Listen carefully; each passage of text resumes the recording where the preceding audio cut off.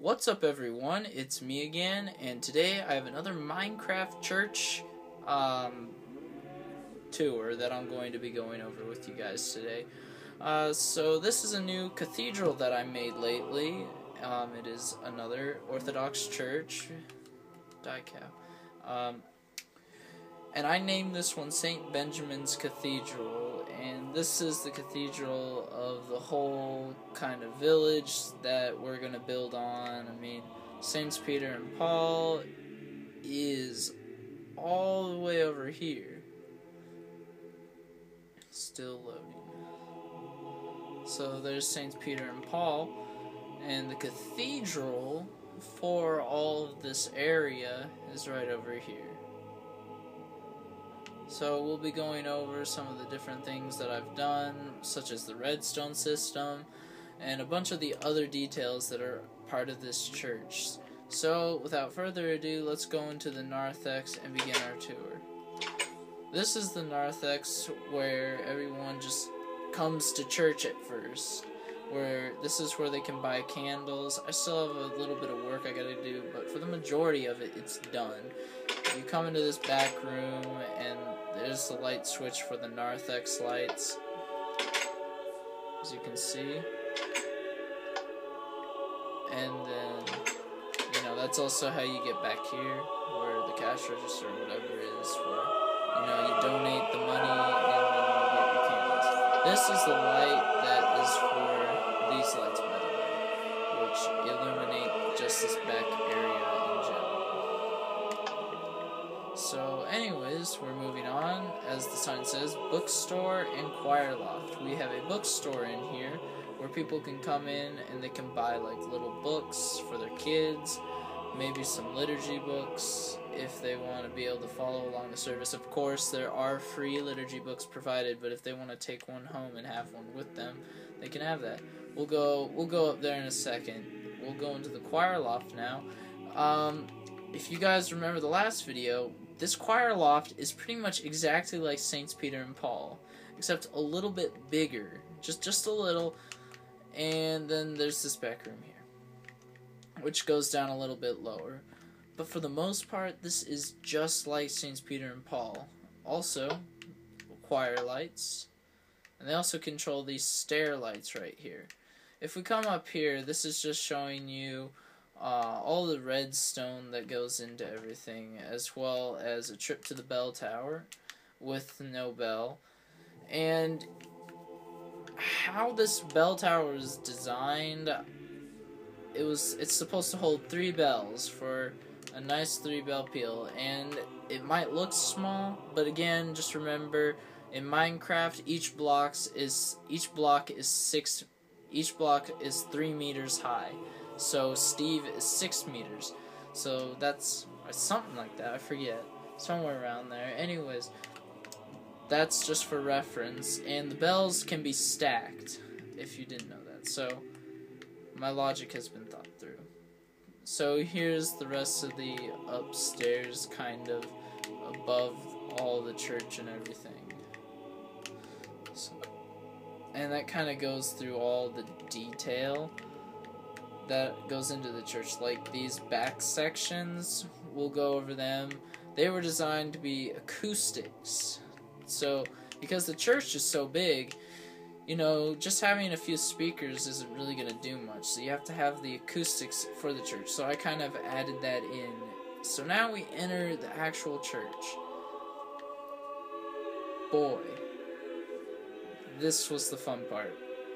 And actually, the fun part, like I said, this is the acoustic area that I was kind of talking about, where it corners over, and it makes it look like it's got acoustics in it. So the sound of the preachers talking to the choir would bounce off those, and then they would go down into the pews, and I'll tell you a little bit about the pews. So the pews, they were supposed to go all the way along this area and then have the pillars in the middle of them. Well, I didn't like that idea.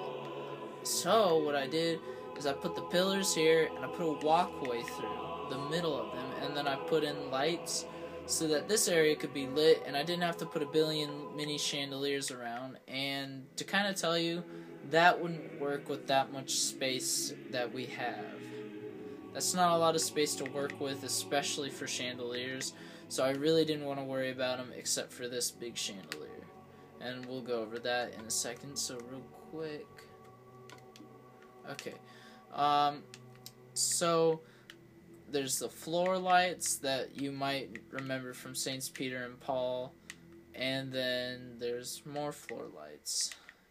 Here there are main lights also that go around the church, and those dome lights, they're always on. These lights, however, these are controlled. Those are the beam lights, and you'll see the switch for that in a minute. And then this can be turned off, and I'll show you that now. So if we come in here, we break that one block. There's all these switches and some redstone just to kind of lower down the switch amount, but it's still a lot. And I'm still working out the bugs in the system, but we'll figure it out later. So that's the main church. Here you have, this is like a little icon thing in the middle. So the priest, what would happen during the little entrance or the gospel with the deacon, they would come all the way out here to the middle, and then they'd use that or something. They come, this is where they would be for the little entrance.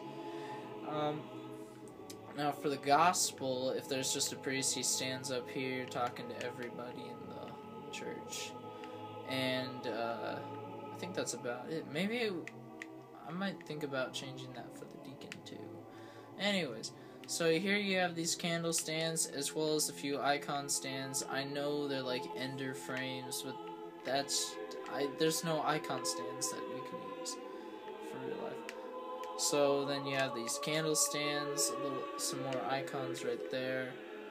Also the confessions, they will happen along the iconostas. So the icon screen, if you don't know what that means. So this is the iconostas or the icon screen, the wall, the altar wall. So how this works is the priest would be up here, and the people, or the person, they'd be right here. They'd go through the confession like that. So that's how you do confession without the little confession.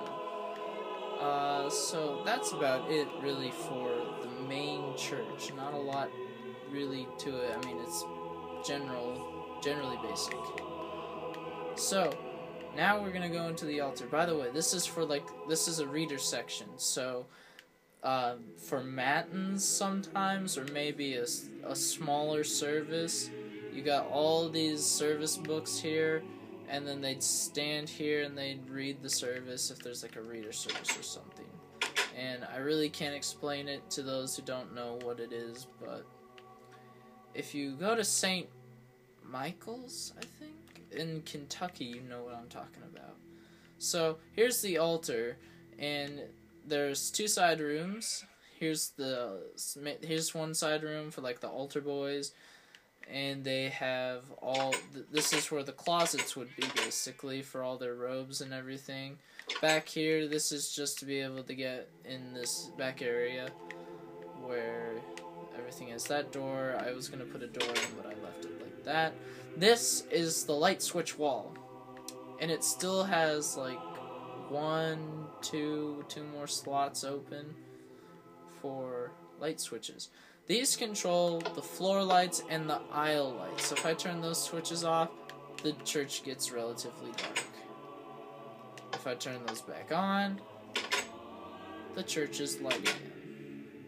Here's the altar floor lights. The altar does have to have floor lights, as you can see. So that's kind of an important little thing I had to put in there. See how much better it's lit. So like I was saying before my iPhone ran out of space, the altar has its own lighting system. So if you switch that light, the whole bottom section gets turned off of the iconostas. And I don't really have to explain it. It's the same deal with that switch right there. It's a difficult little system I've set up where I have redstone that goes all the way along this and up in the ceiling area as well. Right here is just a little chandelier light that I use to light up that area. So that's about it. I mean, here's all the light switch for the dome beam lights like I was talking about. The main lights are right here. The floodlights, which are right here. So they're like going across the altar right there. And then you have your altar lights, which turn out your altar lights. And that's why I have to have that, because it gets really dark in here if I don't have any lights in. We come here. This is a little storage-like room where, you know, you put stuff and then like books and stuff, and then there's a table there, and it's like a little cave, so you can go in, as well as the table of oblation. Now, how this works is after everything is prepared, everything is put in your inventory, and you flip that switch right there, and then you can put it all in that little thing right there and pretend this is like the table. So that's so you don't have to walk all the way back to give everyone their things. And Orthodox Christians, they would know what I'm talking about, especially altar boys, where all the priests and deacons before the great entrance, they go around to the table of oblation and they get something like the chalice or the discus or something like that, and they'll carry it around the church. Right here is the priest room, and there's a bunch of books, obviously. Here's some sinks, as well as a table for bread cutting, some cabinets for all the priest robes, some more books and shelves and everything, a little bed just because I needed something to put in there, and then some more like sinks or something, and what's supposed to be an icon as well as some books. Over here's the altar table, and the reason why there's this thing, the chest in it, is that holds the books and stuff, because if you were to put something out on the table like that, that would disappear a little bit later, or if you have it out on the table and then you do that, it'll be sucked back into your inventory, and it just like saves time and a hassle. This is a little stand that has a liturgy book for the priest or the bishop, as this is a cathedral. So this basically is so the priest can follow along and he knows what he's saying. And then there's this little skylight right there that's really cool. So that's about it for the altar, and that's about it for the whole church. I'll be going over the redstone system and a little bit more of the architecture. We'll go take an outside look, and we'll take a look into the garden. So here's the outside of the whole church. It's one massive structure. I mean, it's not as big as a lot of people know, but it's still a massive structure, and I'm proud of it. I mean, I think it did good, and it's doing the purpose. There goes those pigs again.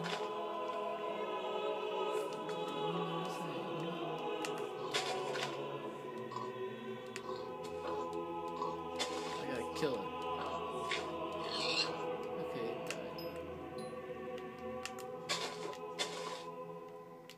And like I was saying, this is a massive structure, and it took me a long time to build. I still have a bunch of other stuff I need to go around and do. So let's go take a look at the... it's raining. Let's go take a look at the garden that I made before we pack it up and I'll go over redstone. So this garden is just for the church. You come around, and it's like a little walking garden. You have your fountain with some benches, some trees, nice sugarcane forest kind of thing, a little river almost that you walk over this bridge, and you can just enjoy the scenery. It's supposed to be relaxing and calming. Come around, here's some benches. Here is another kind of fountain thing. This is the fire fountain. Here's the dedication to the Virgin Mary, the Mother of God, the Theotokos. Those aren't supposed to say anything really, but so this is supposed to be like an icon of the Theotokos, and it's supposed to be kind of, it's a dedication almost, where there's like a little icon, and it's something for people to go sit by and pray. if they want to.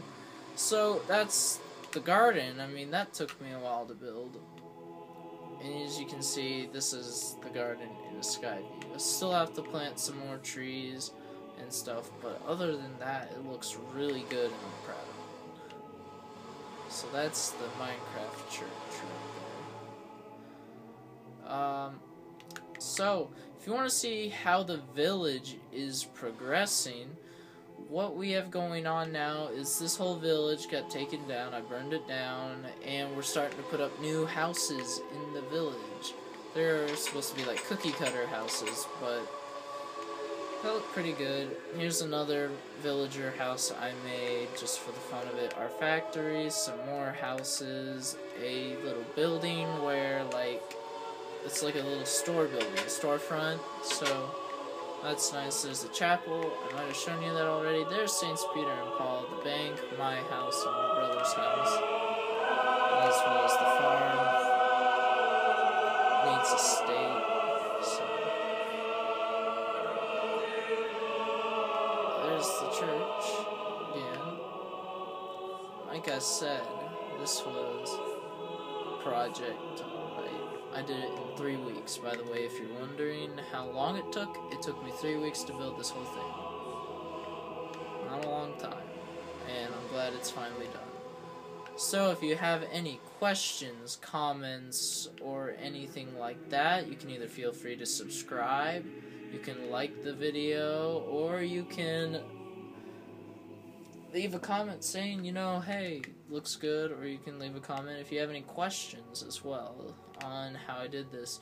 In the next video, which I'll probably mash together with this, so this really isn't the end, I will go over the redstone features. Here we are, everyone. I'm going to be going over the redstone features, so we'll come around here, and this will go through all the floor lighting and a little something extra I put in. So we have all these lights here, right? This is all the air conditioning units. They're located inside of the church instead of in the outside. And I learned from animals getting into everything that that's a good idea probably to build it under the church, and I had this extra space. This is all the lighting, by the way, so this is for the altar. This is all the altar lighting. Those redstone torches right there, those actually are for all the tables, which I use pistons for. So, whole system is like this. And this is also how I did the little table of oblation idea.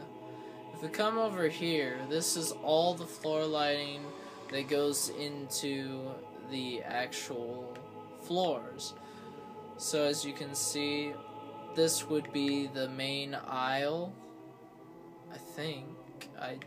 No, it's not the main aisle. The main aisle, jeez gosh, I'm lost in my own church. This would be the main, this would not be the main aisle. Where is it? Okay, this is the main aisle. I'm sorry, I'm lost. This is the main aisle, right there. Here, again, main aisle. Right here are little aisles, as you can see, where redstone torches would be going up into the flooring, and they would help illuminate the ground. And there's also where the pillars are. So to add a little more architectural design and effect, I added the pillars going all the way into the ground. There's nothing really back here. That's just where the narthex is, really.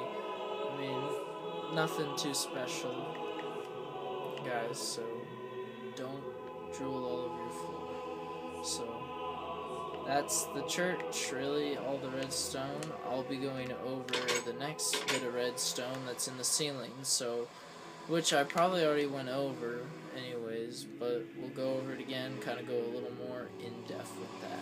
We are again in the ceiling. We'll be going in depth of how everything works. In the redstone system, this is very basic for what I know, but it's still really intricate. So, all you have to really do is place your redstone lamps down. You have to have a switch that makes it up into the ceiling, like I have right here. And it starts out fine. And you will need redstone repeaters for this, because what they'll do is they'll keep the system going. So instead of, because the redstone, it can only go so far before it dies, and you can't use it anymore. So you have to use those redstone repeaters every time. And if you want to know if your redstone repeater is working, it'll be lit like that. If it's not lit, like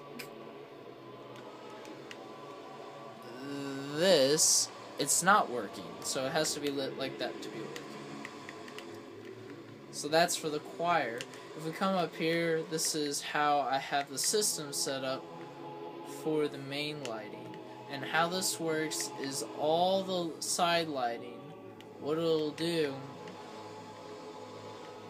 and here's the altar again, all the switches, you have to have it at least one block separated, as you can see, from each other. Otherwise they're going to interconnect and it's going to be a whole mess. And I almost did that once and screwed it all up. That's also, that's going into the upper area of the iconostas, if you're wondering where that went to. So there's actually a section in this whole thing that goes underneath it. So that'll go into there, and then there's the ceiling for the side rooms. So that's how the side rooms would work for their lighting.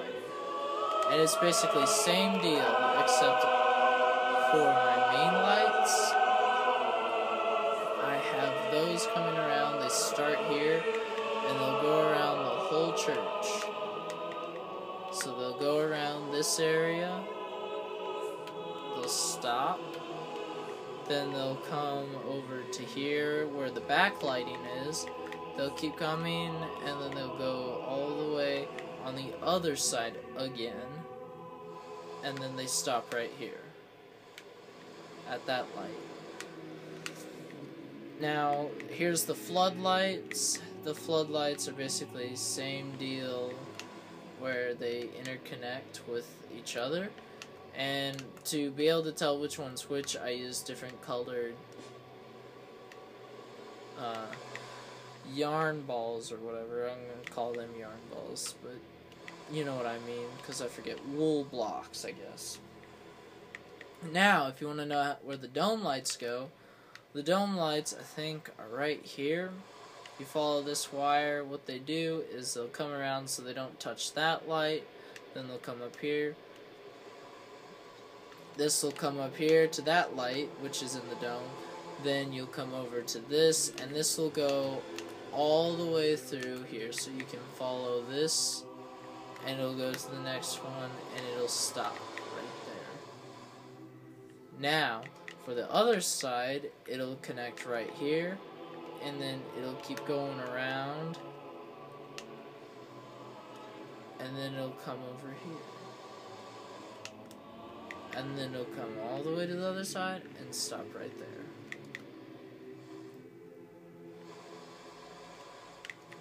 So that's how all the redstone lighting is, and that's how it all works inside the ceiling. So that's all the working inside the ceiling, and it's all really cool design. It's really basic. I mean, anyone should be able to do it. I figured it out on my own, so that means you guys should be doing it too.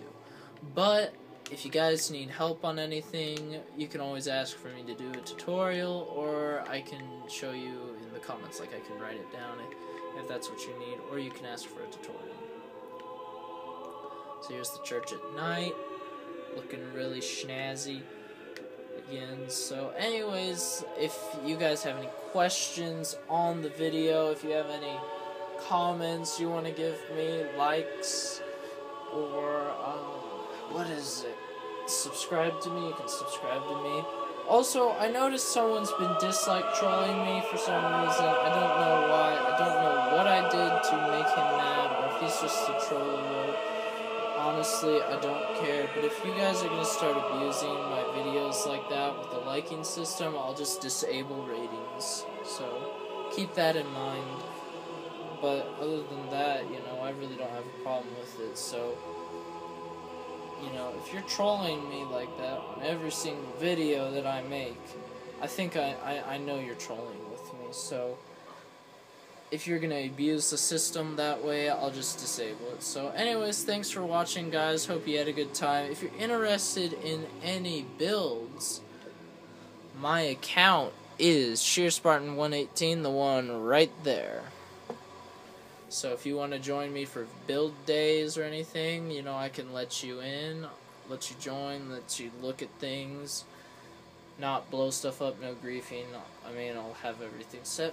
But there's my account right there. So if you're interested in joining me, you can always send me a friend request.